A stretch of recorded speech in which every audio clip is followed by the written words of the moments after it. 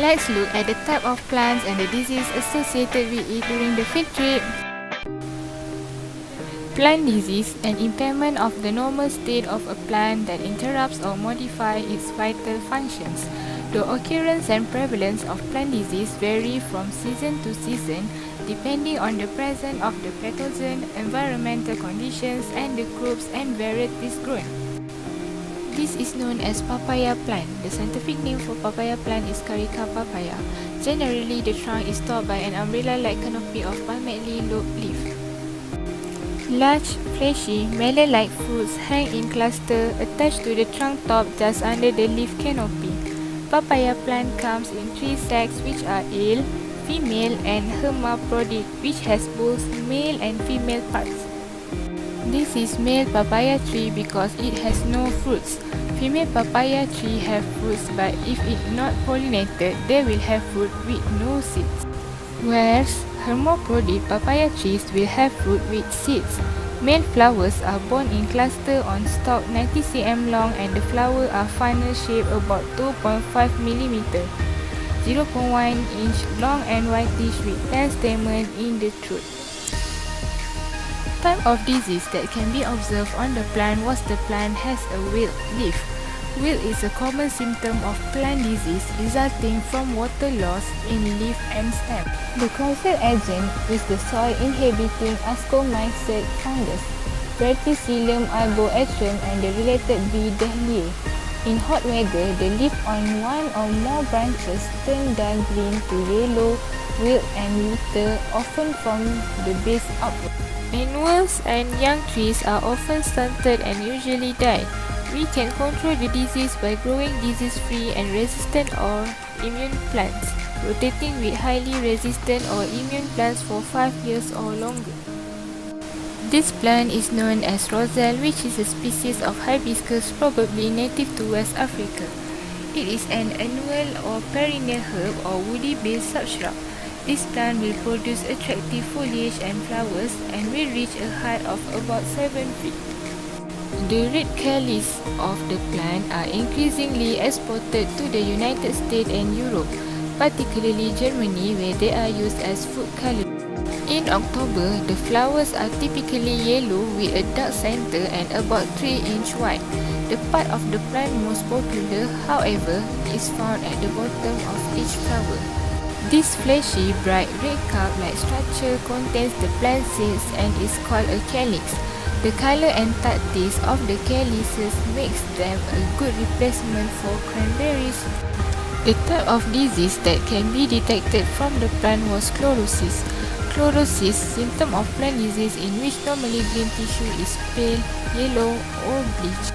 It results from failure of chlorophyll to develop because of infection by a virus, lack of an essential mineral or oxygen, injury from alkali, fertilizer, air pollution or cool, insect, mite or nematode feeding. Severely, chlorotic plants are stunted and shoots may die back to the roots.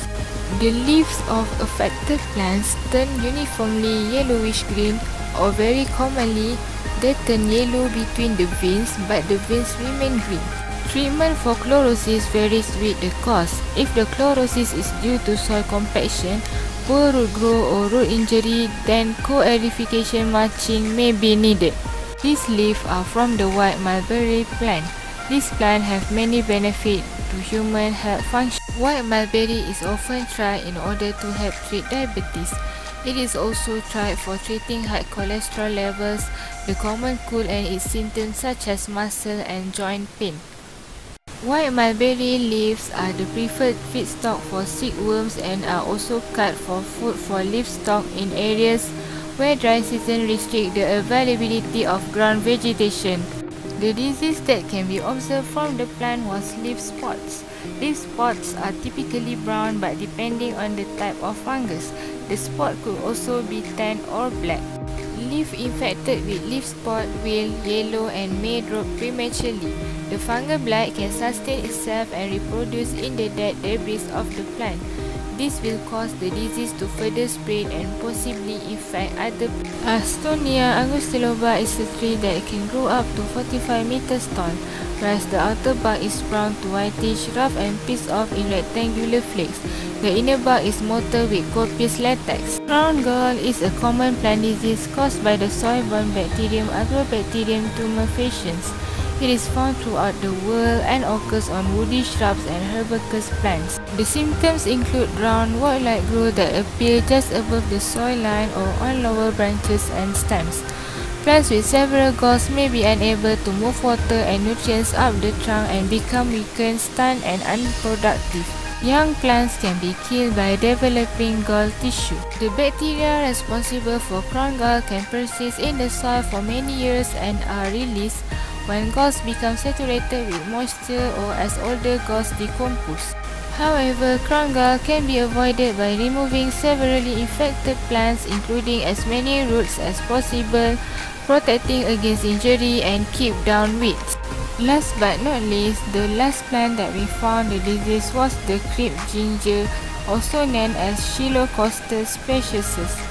This plant is cultivated in South Asia and Southeast Asia for its medicinal uses and is cultivated as well as an ornamental. In some areas, Chilocosta species is introduced and has become an invasive species. Chilocosta species differs from the common ginger by having only one row of spirally arranged leaves. The species reproduce vegetatively by rhizome, and birds disperse the seeds when they feed on the fruits. The leaves are thick, oval-shaped, about 15 to 30 cm long and 5 to 7 cm wide, glossy dark green and silky smooth. Here's the interesting part. The stems are cane-like, semi-woody and green to reddish. If some of those white spots on the plant leaf have fused together to become blotches, they should look like white powder. Those white spots on the plant leaf are fungal structure. As the downy spot progresses, the upper sides of the leaf become corroding and will turn brown spores that thrive in the warming temperature and rains of spring.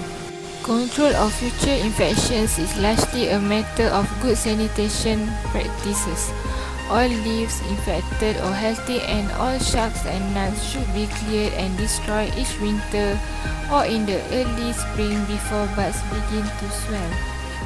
Removing damaged twigs and limbs, including the unattractive witch broom, should also be practiced during the dormant season if possible. What is organic farming?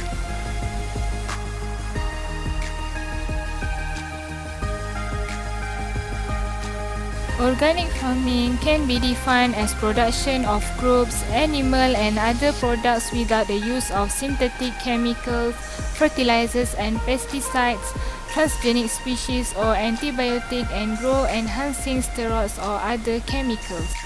For example, starfruit can be used as one of the ways in organic farming.